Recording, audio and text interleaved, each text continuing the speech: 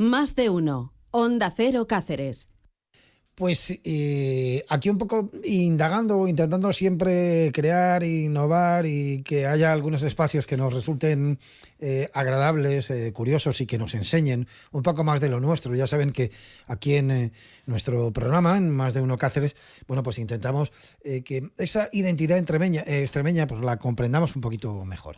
Y yo me gustaría hacerlo a través del habla, de la lengua, porque siempre se ha dicho, o nos hemos preguntado, o uno tiene la duda, si en Extremadura se habla algo más que el castellano, ¿no? Así es que nada, vamos a incorporar en un espacio que tendremos los martes cada 15 días, bueno, pues se van a turnar, ya lo vieron el martes pasado, a Rubén Núñez para hablarnos bueno, de esos detalles que tenemos por ahí que cuentan algo de nuestra historia y también de la lengua. Así que vamos a hablar extremeño o parlamus extremeño. Lo voy a hacer con el presidente de OSCEC, que es Daniel Gordo, que se ha prestado a venir cada 15 días a este interesante mundo de la radio. Hola Daniel, ¿qué tal? ¿Cómo estás? Buenas tardes, bienvenido y muchas gracias ante todo. Ante todo, muchas gracias a ti por hacernos aquí este hueco, este espacio.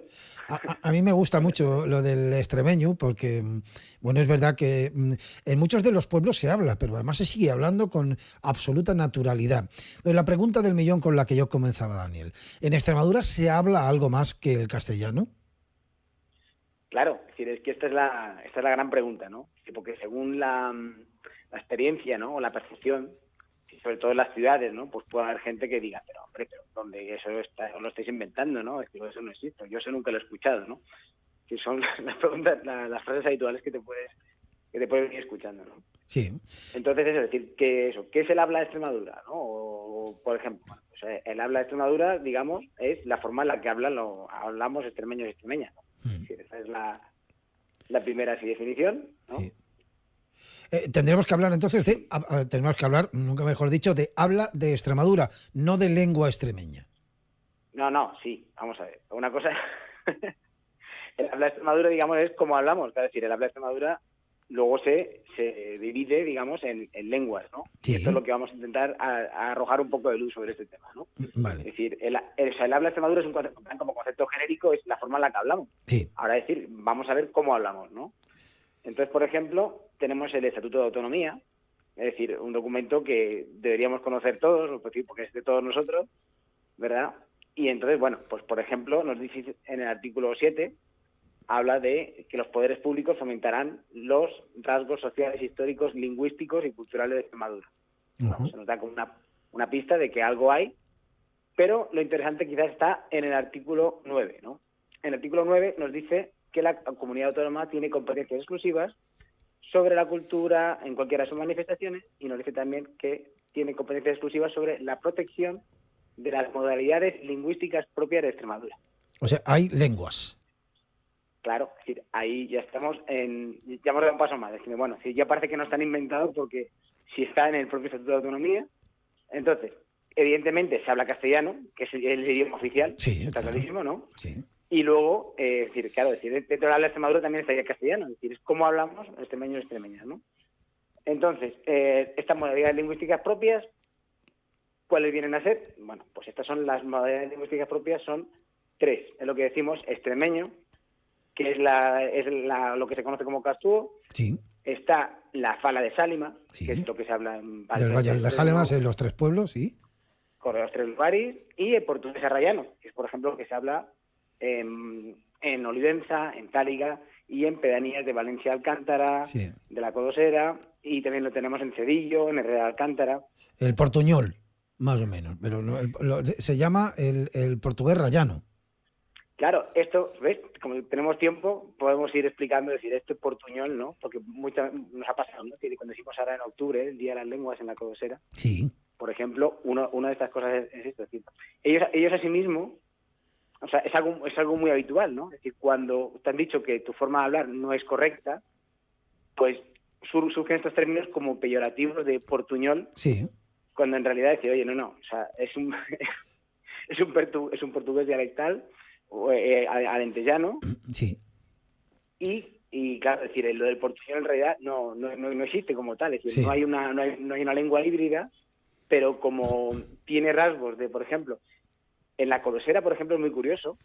Es decir, en la Colosera, núcleo principal del municipio, el habla, es decir, los palabreros, ¿no? Hay una mujer que se ha hecho un típico diccionario palabrero de la Colosera, el del núcleo principal, y es que es igual que el de palabrero de Ceclavín o de Aceuche, es decir, Sí. todas las palabras en extremeño, lo que consideramos Castúes, sin embargo, en todas las pedanías pequeñas alrededor de la Colosera, ahí nos encontramos portugués, ¿no? Entonces, es curiosamente que es un pueblo que, claro, es decir, ni ellos mismos sabían muy bien lo que hablaban. Entonces, como dije, bueno, Sí. es que no sé, nos lo llaman portuñol, digo, a ver, pues que la Colosera es un municipio multilingüístico, Claro. ¿no? Es decir, porque convive el castellano, por supuesto, por encima que cubre todo, claro, pero luego, es decir, como la lengua vernácula del núcleo principal tendríamos el extremeño y luego las pedanías tendría este portugués rayano, ¿no? O sea, que tenemos que decir, para hacerlo bien, ¿no? Terminar con ese peyorativo que se llama portuñol y hablar de portugués rayano. Eso es. Claro, que es una mezcla digamos, es una simbiosis, ¿no? En el que han hecho, después de tantos años de convivencia, españoles y portugueses, que acaban hablando en una mezcla en la que se mezclan palabras de uno y de otro, imagino, ¿no? Claro, portuñol más bien, portuñol sí lo puedes decir, por ejemplo, lo que hablaría alguien de Elvas con alguien de Badajoz ciudad, Sí. que es que los dos están haciendo un pequeño esfuerzo por intentar entender la lengua del otro, Eso es lo que hago yo. ¿sabes? Y mezclo el español con el portugués. Y entonces me En sale ese una caso, cosa un sí, poco extraña. claro. O sea, En ese caso sí se puede llamar portuñol, ¿no? sí. Porque es como, estamos intentando, en la medida de nuestras posibilidades, acercarnos para entendernos, ¿no? Ya. Pero claro, es que realmente esta es la cuestión, ¿no? Es decir, es que el portugués rayano es decir, es la lengua materna de muchos extremeños que siguen Sí. vivos, ¿no? Y- Esto, por ejemplo, se lo comentábamos estuvo el Día de la Lengua, estuvo Ricardo Cabezas, que era el vicepresidente de la Diputación, sí. y claro, dice, no, si yo, fíjate, si yo da clase de portugués y todo y tal, digo, claro, digo, el problema es, si estoy a favor de que se estudie portugués en Extremadura, digo, sí, digo, perfecto, digo, si el problema es que se ha estudiado el portugués como lengua extranjera, Claro. cuando no lo es, ¿sabes? Sí. Cuando sigue habiendo portugueses, sigue habiendo extremeños de 70, 80 años que su lengua materna, en la que se criaron, es el portugués. Y que muchos de ellos hablan, en la raya en muchos sitios se habla portugués perfectamente. Fíjate, yo empecé en la radio y además tengo la costumbre, no sé, me ha llamado la atención mucha gente, que siempre digo son las 12, las 11 en Portugal. Y entonces siempre me han preguntado la gente, ¿por qué dices esto?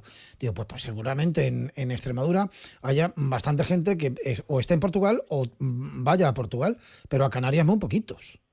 Entonces yo prefiero decir una hora menos en Portugal que una hora menos en Canarias, porque Canarias nos coge lejos, Portugal es aquí al lado y tenemos además muchas relaciones comerciales, entre otras, ¿no? Con lo cual... Sí, no, bueno, ahí la Colosera es una realidad que... Es no una pasada. muy... Estos pueblos que tienen una calle de un lado y otro de otro, que se cortan a la mitad, ¿no? Sí. Como la Fontañera o algunos, bueno, son divinos. Oye, entonces, escúchame una cosa, porque el tema de Afala, que se ha especulado también mucho, ¿no es una evolución de este portugués que al final vino a quedarse y se impuso sobre el castellano? No, claro, es decir, la Fala, el tema es, o sea, es lo que hablamos cuando lo enfocas esto, como dejas de verlo como dialectos o como mal hablado y empiezas a ver el enfoque de lengua minoritaria, que al final esto es lo correcto, es decir, en Europa, el Consejo de Europa, este reconocimiento que hemos tenido de la lengua minoritaria de Extremadura, bueno, pues una lengua minoritaria o minorizada es una lengua que se hablaba y que por la presión de una lengua grande, potente como el castellano, se han ido arrinconando, ¿no? Entonces, desde esta perspectiva de lengua minoritaria, pues tenemos las familias de las lenguas, ¿no? Tenemos la familia astur-leonesa, la familia galaico-portuguesa. Entonces, dentro de la familia galaico-portuguesa está el griego, está el portugués, y la fala es otra lengua más de esta familia. Influida por todas ellas, ¿no? Es decir, que es verdad que hay mezcla, que tú, cuando vas a Galicia, la gente que hemos escuchado fala, los del portugués, entendemos perfectamente, casi todo. Claro, pero sin embargo, tampoco puedo decir que sea puramente gallego, ¿no? Como defienden algunos gallegos, decir, no, esto es el gallego de Extremadura. Y, hombre, por ejemplo, una pista de la influencia que tiene, claro, es que al final la geografía es la que marca, es decir, ¿de qué tiene influencia? Bueno, de dónde está, ¿no? Es decir, o sea, es evidente que parece gallego-portugués, o sea, es una familia de gallego-portugués, pero, por ejemplo, dos palabras muy significativas en cualquier lengua, ¿no? Que sería padre y madre, ¿vale? En portugués o en gallego es pai y mai, ¿no? Sí. Y sin embargo en fala es pairi y mairi, que es igual que decimos en extremeño. Sí, ellos dicen en vez de leche caliente, de leite caliente. Lo dicen Claro, en la fala. entonces, hay cosas que pues te hablan del sitio donde estás, de esa Pero influencia, ¿no? yo he escuchado he escuchado gente también a fala que dicen padre, dicen taita. También, ¿verdad? Taita, exactamente. Sí. Y esto que quería... Luego, además, es curioso porque los de la fala no hablan de fala. Ellos hablan de mañuego, de mañego, de valverdeiro y de chapurrao. Sí, se me enfadan a veces lo de... Que digamos, a ver, desde fuera no puedes entrar, cada vez que hables de la fala no puedes... mañego, valverdeiro, de Garteiro. Sí. ¿No? Es decir, mañego de San Martín y Trelleiro, valverdeiro de Valverde de Fresno y lagarteiro de Asella. De Eljas, sí. Claro, de Eljas. Pero claro, es decir, es como para unirlo, ¿no? Es decir, no puedes andar... Porque bueno, tampoco se ponen de acuerdo. Precisamente hablaba ayer, no sé si conoces a Fortu, sí, de aquí de Cáceres, de la Escuela Oficial de Idiomas, que claro, que ha puesto en marcha un curso para personal docente, ¿no? De sensibilización acerca del tema de la fala, para profesores interinos que los destinen allí al Valle de Sálima, para que tengan un poco el detalle de intentar entender a los muchachos. Y claro, le digo, ¿y cómo lo haces? ¿Qué les enseñas? ¿Valverdeiro, lagarteiro o bañego? Y dice, madre mía, dice, me has pillado. Dice, esa es la pregunta del millón. Dice, claro, tienes que particularizar para cada uno, porque no se ponen de acuerdo, ni quieren hacer una ortografía, una forma conjunta de escribirlo. Y es curioso además porque tú te vas a tomar algo a algún bar y la gente mayor lo habla, lo fala, además con normalidad, claro, ellos lo han hablado siempre. Sí, el problema es, y esto es una de las cosas que creo que hacemos en OSTEC, en la asociación, es como realmente ver cómo se hace en Europa, ¿no? Es decir, lo que decía esta perspectiva del Consejo de Europa, sí. O por ejemplo UNESCO, que es también el catálogo de lenguas en peligro, donde está el extremeño también y demás, y fala y esto, es relacionado con lo que estamos hablando de la fala, es el tema precisamente de la vitalidad, ¿no? Es decir, de cómo se mide la vitalidad de una lengua. Yeah.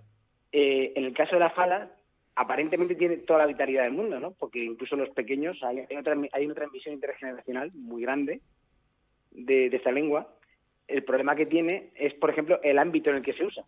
Es decir, no acaba de salir de ese ámbito doméstico. Tú vas allí y les dices que te hablen, que te falen a ti, y es casi imposible. Es decir, como te conozcan ya de varias veces que hayas ido, ¿sabes? Es algo que se mantiene en el ámbito doméstico. Es decir, no son capaces, o como decir, voy a presentar un escrito en el ayuntamiento, o voy a utilizarlo en una carta en un restaurante. Bueno, ¿para qué? Esto es mejor ponerlo en castellano. Se queda ahí, ¿no? Es decir, no le das esa cara, esa visibilidad afuera. Que de ahí viene ese nombre, por ejemplo, lo de chapurreado, que viene a ser también otro de esos nombres peyorativos. Sí, efectivamente. En vez de llamarlo valverdeiro, decir, chapurreado es como, bueno, no sé, a mí me dicen que eso no se sabe ni lo que es. Y no, oiga, esto es, por lo menos es valverdeiro o es fala, ¿no? Fíjate, hoy hemos aprendido lo primero en ese espacio en el que vamos a hablar extremeño o parlar o hablamos extremeño contigo, que es que dentro de ese habla hay 3 lenguas, que hemos dicho que son ese portugués rayano, que es a fala, y el extremeño, que es un poco el que conocemos como castuvo, que se habla en casi todos los pueblos, ¿no? Por ahí, por ejemplo, yo que sé, lo tienen muy Serradilla, por ejemplo, Seclavín, estas cosas de Agila Palanti, claro, y Tati Quietu. Hemos dedicado para hablar estas lenguas minoritarias, es decir, las que menos espacio tienen, las que están, digamos, más localizadas, que sería el caso, como efectivamente, del portugués rayano y de fala. Y, por ejemplo, si quieres el próximo día, pues ya vamos con el extremeño, que es el que está más extendido y, por ejemplo, efectivamente, donde más fácil es eso. Bueno, pero que decimos, escucharlo. Eso es. Efectivamente, Serradilla, Teclavín. Claro, Daniel, pero hoy hemos aprendido algo importante. Lección one, que diría el otro. ¿Qué es eso? Que dentro de nuestro habla hay 3 lenguas que están muy pegadas a la raya, 2 de ellas, casi todas, ¿no? Pero bueno, sobre todo ese portugués rayano, esa fala, y luego dentro de 15 días pues vamos a hablar del extremeño, del castúo, que nos han dicho siempre. Daniel Gordo, presidente de OSTEC, qué alegría, cómo me gusta esto de hablar extremeño, de hablamos extremeño. Voy a terminar, bueno, esto es porque no es peyorativo, es una seña de identidad de nuestra cultura, yo creo que hay que defenderla. Y me encanta además que lo hagáis. Hasta dentro de 15 días, amigo, muchas gracias. Perfectamente, muy bien, muchísimas gracias.